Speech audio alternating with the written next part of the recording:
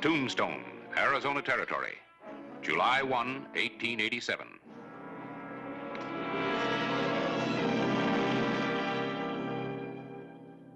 I said half in advance. I meant spending money, not this. Would you prefer I contact someone else, Mr. Reardon? Well? He'll be on a slab before dark tomorrow. Look, I know it ain't no business of mine, but what do you got against Hollister? Nothing at all. I hardly know the man. I merely wanted to find out what would happen if two such men as you and Sheriff Hollister met on even terms.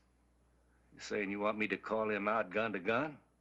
Well, I'm not paying you $500 to shoot him in the back. As a matter of fact, you're missing a golden opportunity. I saw him downstairs in the lobby just now.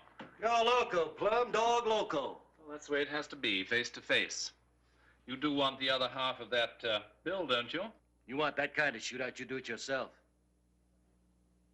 Come to think of it, I don't have to shoot nobody for the other half of this bill. Unless it's you. I underestimated you, Mr. Reardon.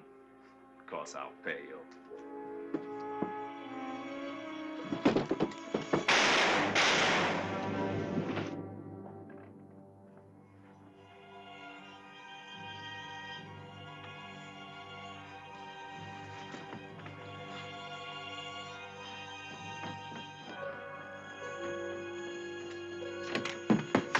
Oh, I'm glad you came, Sheriff. I think I killed him. I'll get back to your rooms.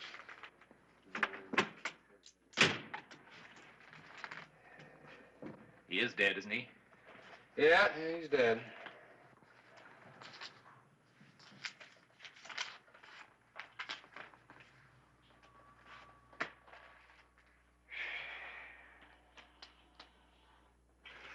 Maybe you better tell me what happened. Well, he forced his way into my room at gunpoint and tried to rob me. I had to do it. Poor fellow. Well, this poor fellow just happens to be Deke Reardon, a known killer. Could be you've done the territory a favor. Good heavens. Tombstone Territory.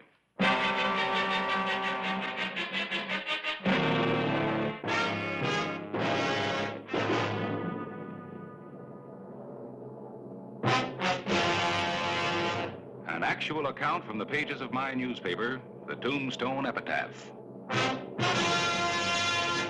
This is the way it happened, in the town too tough to die.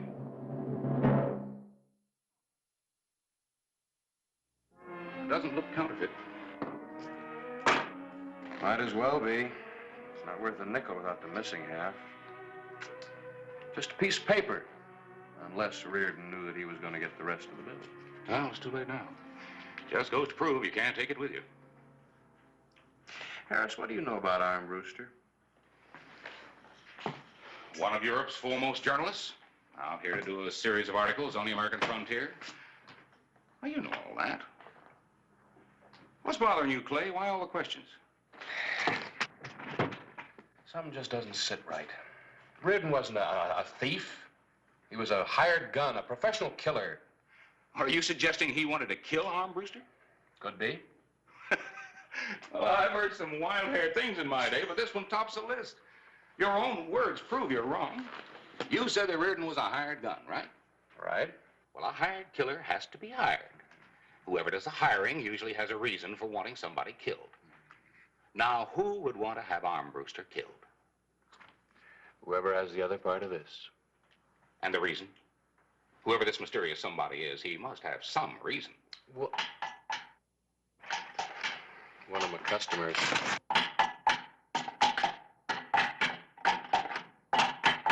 All right. That judge said I was supposed to hang Sheriff, not starve to death. All right, anything special you want? Yeah, a hacksaw and a gun. Will you settle for a steak? Chicken? Fried chicken? Fried chicken. Harlan, Yeah, he's hungry. when are you taking him up to Prescott? In the morning. Harris, will you do me a favor? Will you talk to Arm Brewster, kind of feel him out? If somebody has ill will against him, he'll know who. Yeah, I'll talk to him. I'll take him to dinner tonight, and I'll ask him if he knows who wants him dead for $500.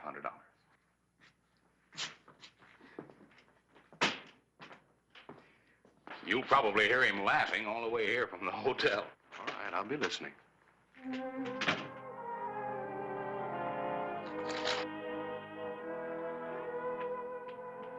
Thank you. That'll be all. You know, come to think of it, there is one possibility. You mean there is someone who might want to have you shot? Well, who, man? Who? Well, he's threatened me repeatedly. I never imagined that... Well, for heaven's sake, Armbruster, who is it? My foreign editor. He's warned me that he'd have me shot on numerous occasions for not honoring deadlines. Well, right now, I don't blame him. I'll report that to Hollister. You're quite friendly with the sheriff, aren't you? Oh, we get along most of the time. You know, I read an article that you did on that Harlan case. You covered it very thoroughly last September, I think. October 3rd to 7th. Do you think you could prevail upon the noble sheriff to let me interview the Harlan boy? Well, I'm afraid you're a little late for that. Sheriff's leaving with him in the morning for the capital. Well, it's still quite early. How about tonight? Well, I don't know. Maybe. Clay's funny about things like that. Boys under a death sentence. Why do you want to see him? Well, I intend to devote a whole series of articles on the sudden and violent deaths brought about by the criminal element in your great American West. Well, let's go. I'll ask him. Thank you, my dear colleague. My pleasure, my dear colleague.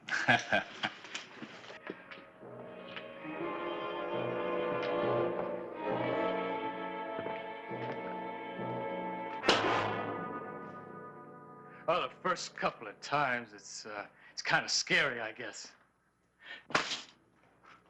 Because you never know whether that other fellow might not be a little faster than you are.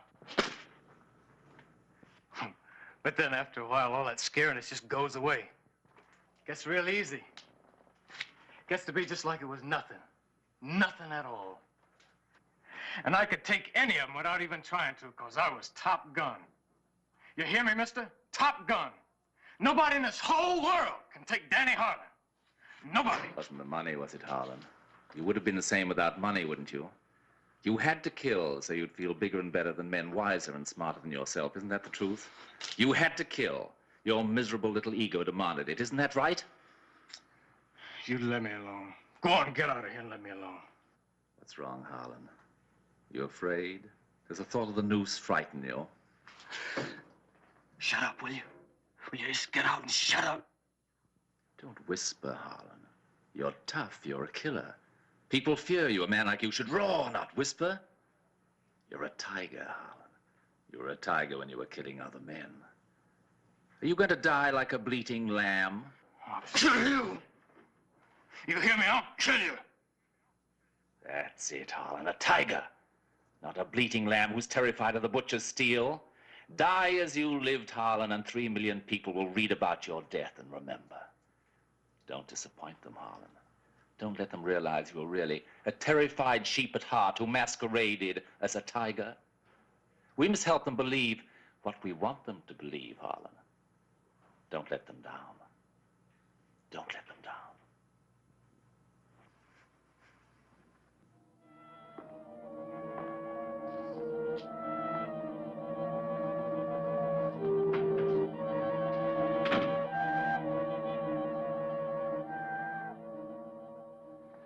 Miles of rugged mountain country. May not be Khyber Pass, but we have a healthy respect for it. He's right, Armbruster. I've been through that country. It's no Sunday canter in the park. Well, a little inconvenience is a small price to pay for a good article. It'd be interesting to compare the hangings at your territorial capital with those at our prisons in England. Look, Mr. Armbruster, it's my job to get this man to Prescott, not run guided tours. The answer is still no. I'm sorry. Look, Sheriff. Good night, gentlemen.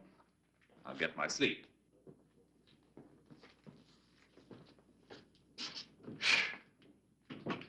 Newspaper man.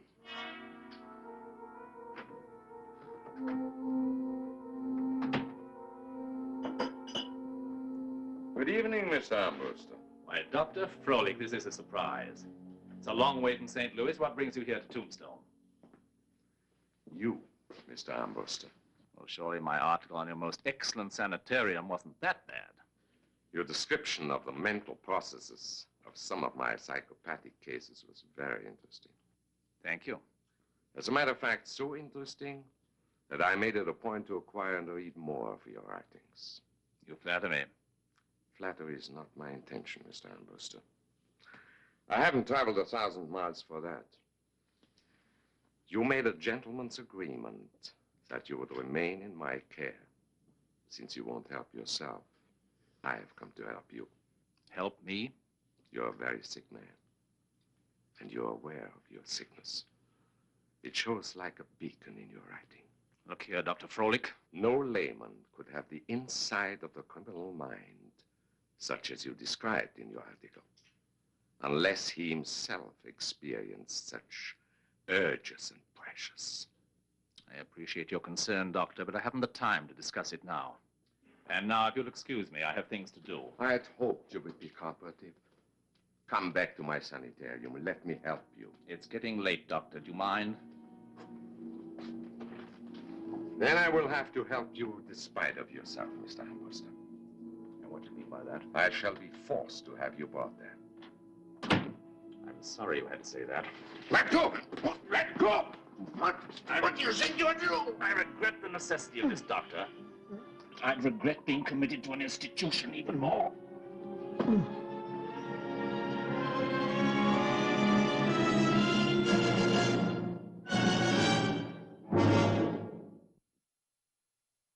July 5, 1887. Dan Harlan started on his final journey, 300 miles, to end with a 6-foot drop through the gallows trap. Good morning, gentlemen. I thought I told you I didn't want you along. I meant it. I have no doubt of that, Sheriff, but as you Americans are so fond of declaiming, this is a free country. Well, you're persistent. Old world tenacity, Sheriff. All right. I guess I can't keep you from tagging along, but there's no law says I gotta nursemaid you. You're on your own. Of course. What, he's going with us? Like he says, it's a free country. Hold down the town. Let's go.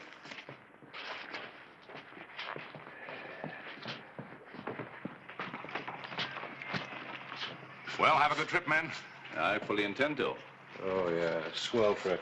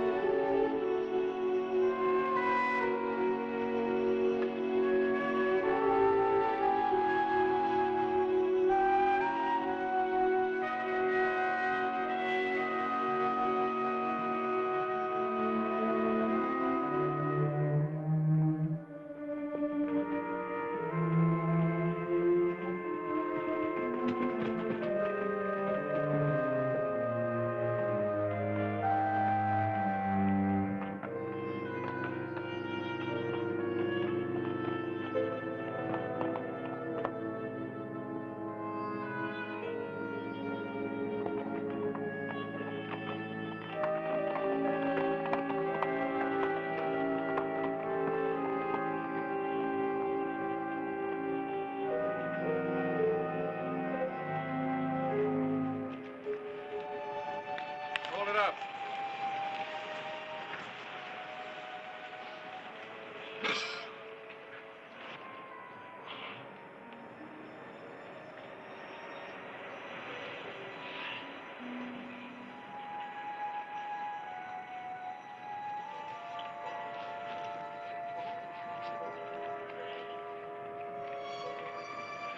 Make it a little easier for you.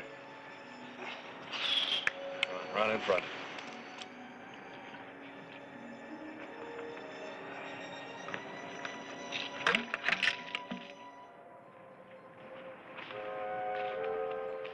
I told you I wasn't gonna nursemaid you, but you better save that.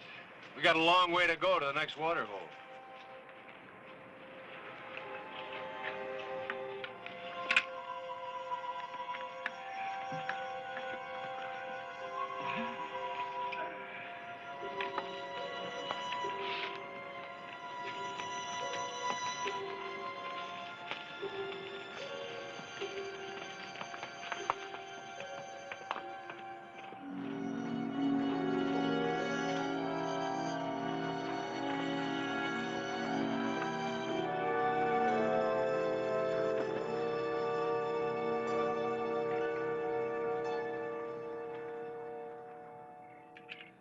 You know, there's no sensation in the world like bagging your first tiger. You've never seen a Bengal tiger, have you, Sheriff? Oh, tiger. Well, I've seen lots of mountain lions, but no tigers. Oh, it's no comparison. In my opinion, the Bengal tiger is the king of beasts. Comparing him with an American mountain lion is like comparing a wolf to a lamb.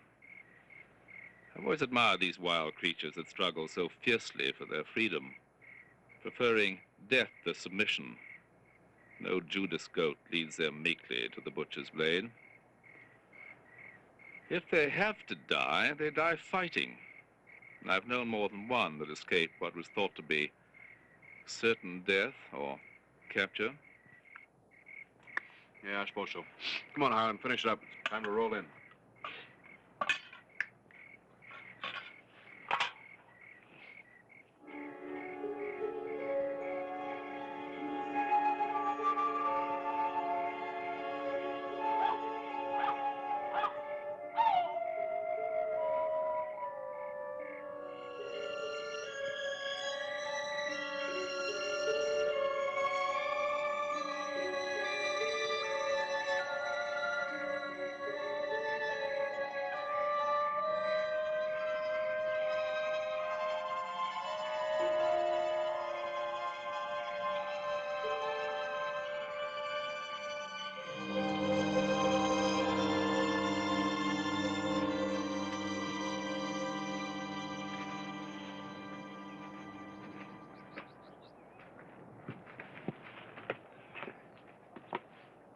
Can you see them anywhere?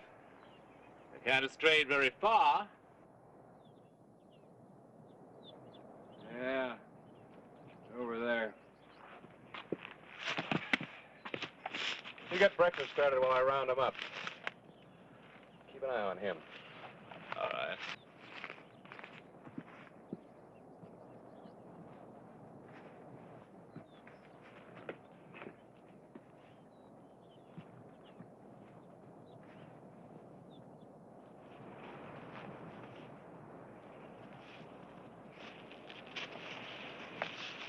Well, are we a tiger this morning or a little lamb being led to the slaughter? Speaking of tigers, they need claws, don't they? Well, I'm waiting for your answer. I ain't no stinking sheep, mister. You just let me get my hands on that gun, I'll show you what I am right off. I might do that, under certain conditions. You funning me? Huh! Maybe I ain't so smart, mister, but I ain't loco neither. You let me alone, you understand? You just let me alone. You stupid little swine, keep your mouth shut and listen. That's better. Much better.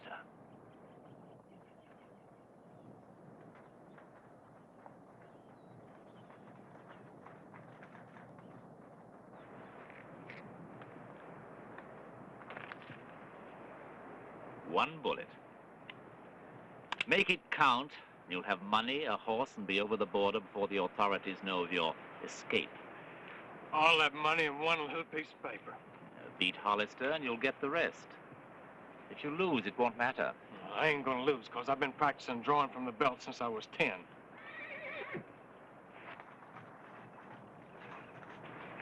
Here, take it. That one bullet must get Hollister if you want to escape the rope. Remember that. If he lives, nothing can save you. Well, he ain't gonna live. And you can bet on that. You might say I already have. Now make it look convincing.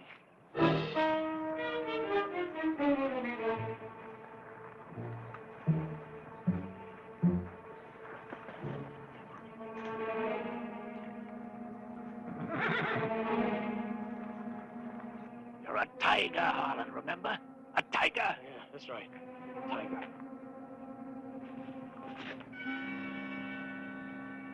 What are you waiting for, Sheriff? Come on in. We got a little talking to do. You haven't got a chance, Harlan. I got the horses and the key to your leg iron.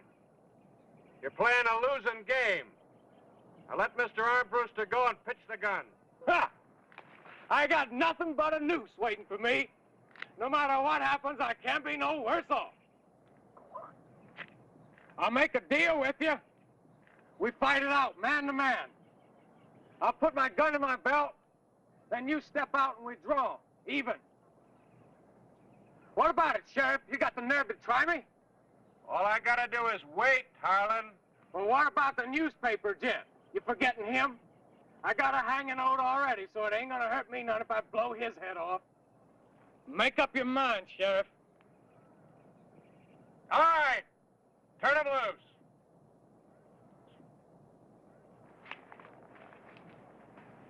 He let go of me, Sheriff. Harlan's gun in his belt? It's in his belt. All right. I'm coming out.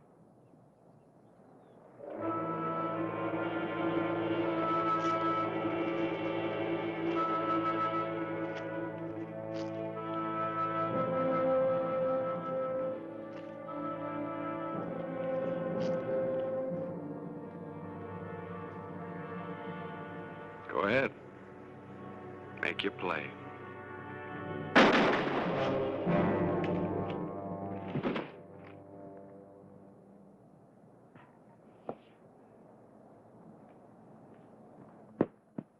Is it bad? No, it's just bloody. How about him? Dead. What happened, Armbruster? Seems like you gave him his chance to die a little sooner. For the life of me, I couldn't say. One moment I was walking past him, the next he had my throat in a death grip and my gun in his hand. Let's get that wound dressed.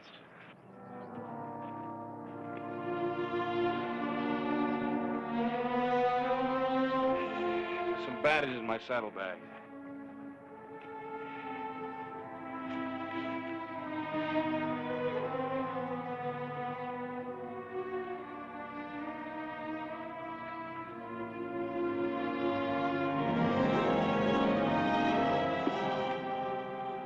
What is it, Sheriff?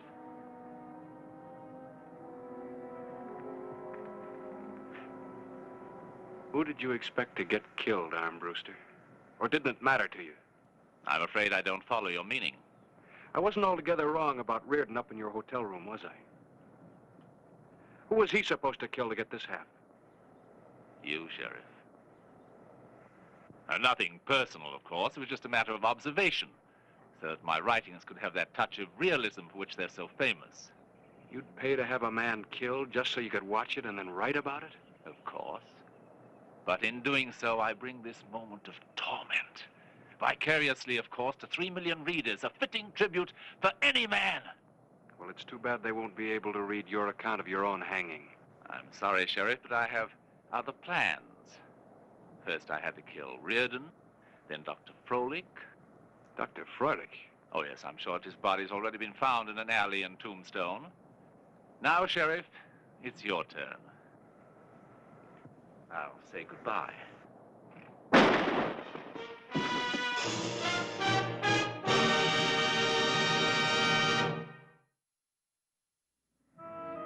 It is mortal, isn't it? I'd say so. People might talk about observation. If I'd been a true student of the West or of gunfighters, this would never have occurred. How do you figure? That other gun you wear, I thought it was just a spare or perhaps for show. I standing with a revolver in my fist. I never could have believed you would have outdrawn me with your left hand. Well, it's my business. Yours was writing. Yes, and I had a great many things wrong, it seems. You know, I have no difficulty at all in speaking and no great sensation of pain. Just a growing weariness. Not very much to write about, after all.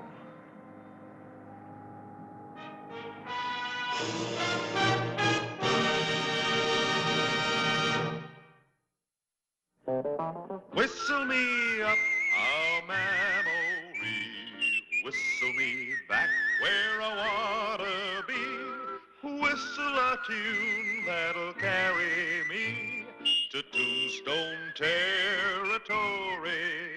If your past has run afoul of the law, it's a handy place to be.